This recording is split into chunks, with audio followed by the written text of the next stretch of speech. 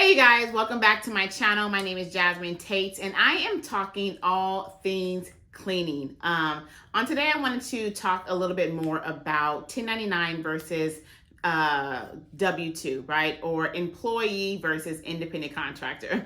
That is the question. Like, which one do I go with, right? Okay, so we're going to tap into that and get all into that in a second, because before we do that, I want you guys to do me a big favor and do all the things, like, share, subscribe this video, this channel with all your friends and family, and I would super appreciate it. Okay, so let's get into this, right? Contractor or employee, 1099 versus W-2, right?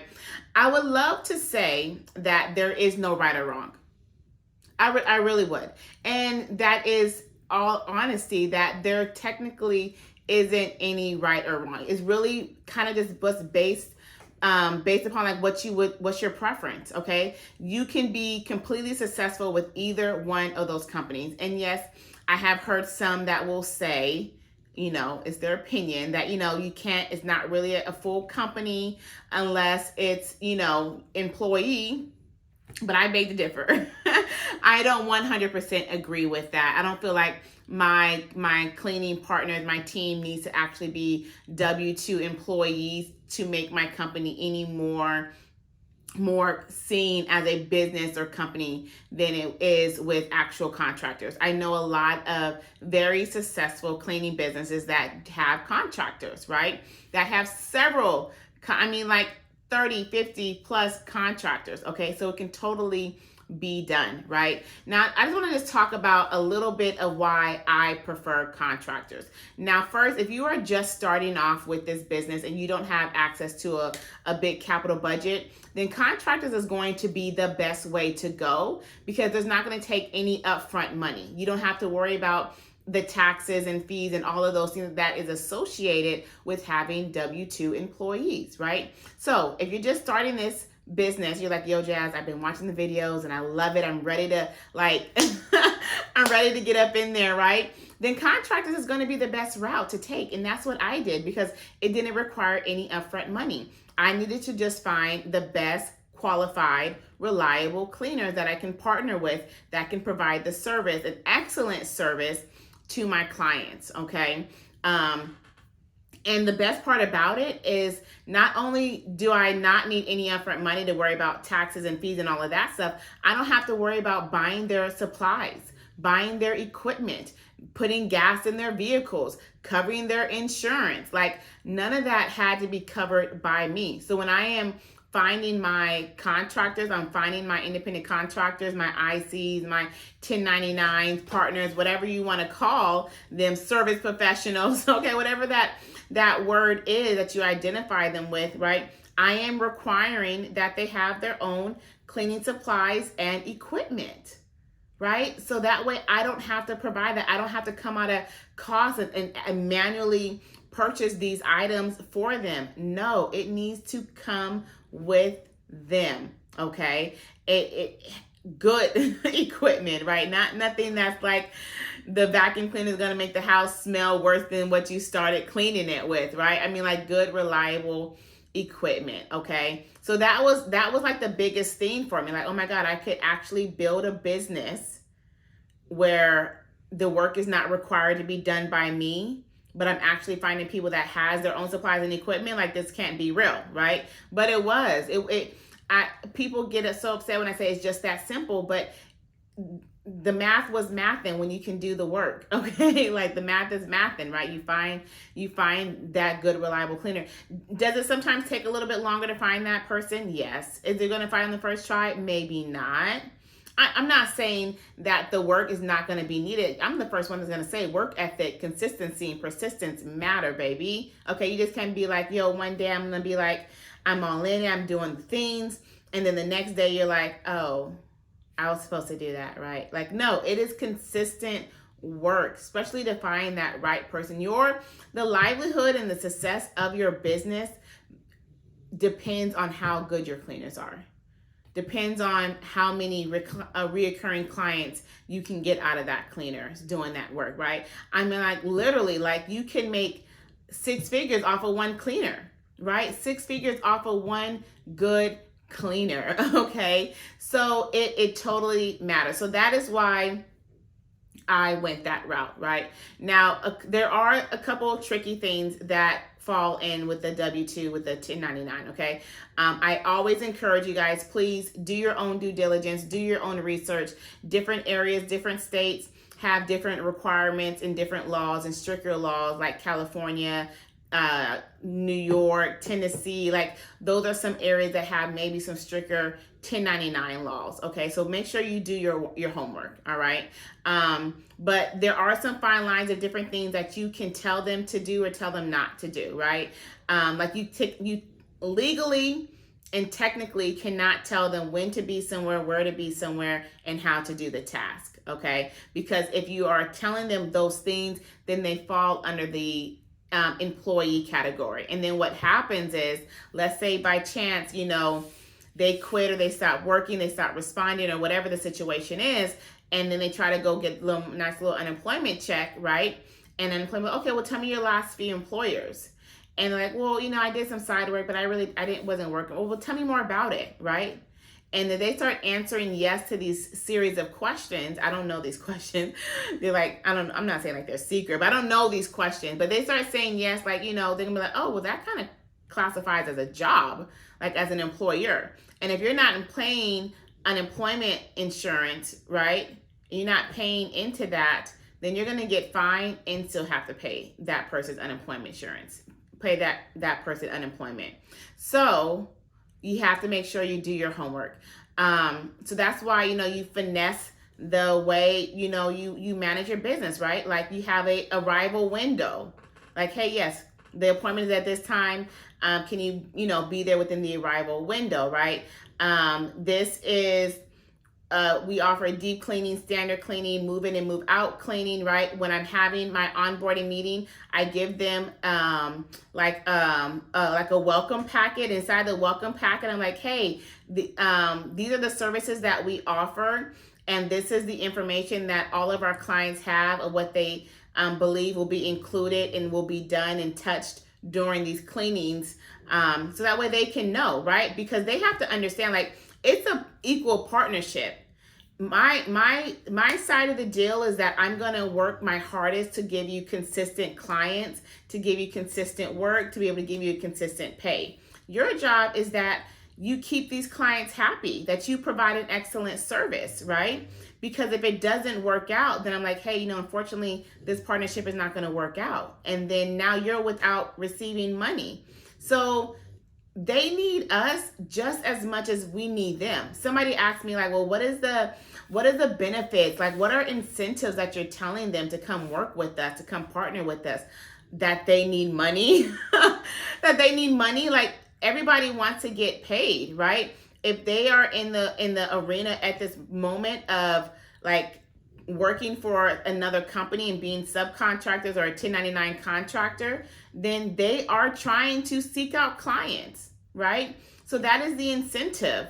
I mean, that is we pay you weekly. The first week is held. You don't have to worry about chasing down clients for payments. You don't have to worry about paying all the processing fees to collect the payments, to send the payment to you. You don't have to worry about paying for marketing on Yelp, Google, Thumbtack, Bark, all the things, right? You don't have to worry about paying for those expenses. You don't have to worry about paying for the expense to have the website, to even book it, to have the booking platform, to even book the cleaning, right?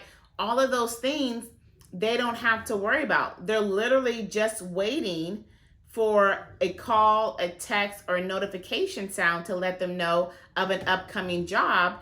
And if they want that job, then they can accept that job. I'm not forced dispatching. That's like a trucker term. My husband's a truck driver, but that's a trucker. I'm not forced dispatching you like, hey, you need to be at X, Y, and Z. Now, if a cleaner's like, yo, this is my availability, please schedule everything that comes in within this time, I'm gonna take it, I want it, right? That's different. But I'm not forced dispatching any services to anybody, okay? So that is the benefit. That is the benefit. I think in my last video, I talked about, how can you stop your cleaners from stealing your clients, right? If you didn't watch it, please go back and watch it. But, like I was saying, like I had situations to where the client was like, yo, can I just pay you? And they would call me and they'd be like, yo, Miss Jazz, like they're trying to get over and do X, Y, and Z. And I'm like, girl, don't worry about it. That card is on hold. They'll start laughing and go, because they know that I provide them consistent work. This one-timer Blow Joe may want to do this one time, but what if he doesn't want to do it again, right? She's cutting off our working relationship to getting more consistent clients than just that one person. Like, she knows better. Like, they would literally call or text me and tell me that this client is trying to do that. And it wouldn't bother me because I'm like, I already got his card on hold. Like, don't worry, go ahead and complete the cleaning. It'd be like being rude or belligerent. We'll cancel the service and then charge them a cancellation fee. Okay. So that is the benefit of them work. So you don't have to, like, you don't want to have to bribe them or pump and prime them or entice them or, like, you know, draw them in with some kind of trickery. Like, you want them to be reliable, dependable, because if whatever that you're offering doesn't hold any more value or doesn't carry any more weight, then they're going to be gone. Like, they won't stay, or they're going to want even more incentivizations. That's not a word. Even more incentives to stay. Like, we're not doing this. Like, we're not doing this. I mean, you know, like, yes, you can be creative and, you know, give incentives for high reviews. I would do that. Or incentives for, like, if you bring a cleaner, refer a cleaner, come work with us, you would get a certain bonus after, you know, 3 to 6 months or whatever. But look, that is the benefit. Okay. Now, some people say with having employees or W-2 workers that you have a little bit more control. You can make them wear a uniform. You can tell them how to do things, exactly how to do things, what to wear, what time to be there, give consequences if those things are not done, fire them if those things are not done. You have to pay for Social Security, like Social Security taxes, your local state taxes, whatever other taxes. You have to pay into unemployment, right? There's so much more extra that comes with having the W-2, on top of making sure to have the cleaning supplies and the equipment. And now listen, I'm saying cleaning supplies and equipment. Where are they going to house that? You're not going to want them to take that home, right? So most people either have an office or a storefront. So that's even more expenses, right? Or some people even have a storage unit, and they'll meet all their cleaners in the morning, gather up their belongings and leave, and then come back and drop it off at the middle. I don't have time for that. I don't want to do all that. I'm not doing all that. Or I don't want to pay nobody to do that. So now, of course, y'all, my little opinion disclaimer. This is my opinion.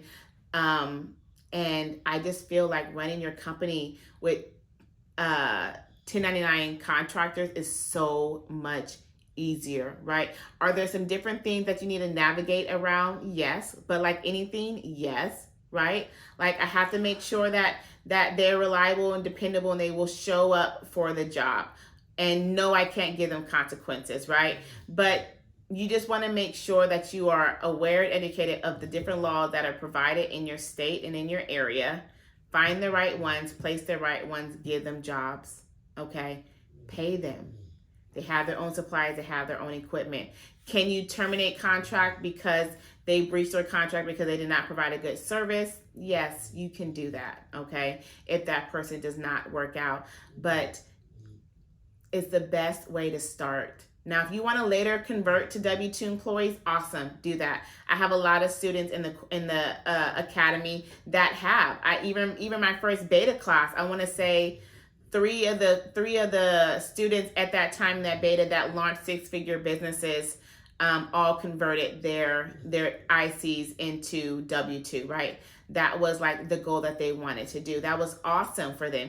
And you may have that same goal, and you can totally do that, right? You can slowly convert one at a time and bring somebody else on and convert somebody else. You can totally do that. Or you can have some of your staff as W-2 and some of your staff as not W-2. Look, baby, this is your business.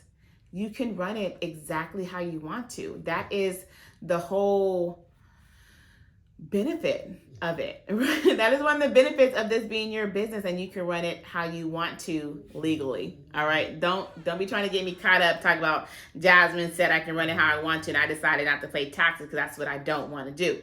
Don't come for me. Okay. So I hope this has been helpful. I hope this kind of give you guys some more clarity and understanding of the difference of the two and why one may work more than the other. I've gotten this question a lot. We did a whole training in the academy last month where I really broke down like every little thing that is paid, that you have to pay for, all the little things that I went through the work. So I did like a month worth of research to find out that information. And to sum it all up, this information I'm giving you on this video is basically to sum up the differences of those two. Now you be the judge. Now you choose which one would work best for your business structure and your business model. I'm in the favor of W-9. I mean, oh my God. Well, no, W-9 is still, look at me. I'm in the favor of 1099 all day, every day. I mean, like no intentions of converting to W-2. So it's just me though. But this is also the way I teach in the academy. And I have a lot of successful students that have launched their cleaning businesses utilizing this exact model. So I know it does work, okay? But like I said, you be the judge. W-2, 1099.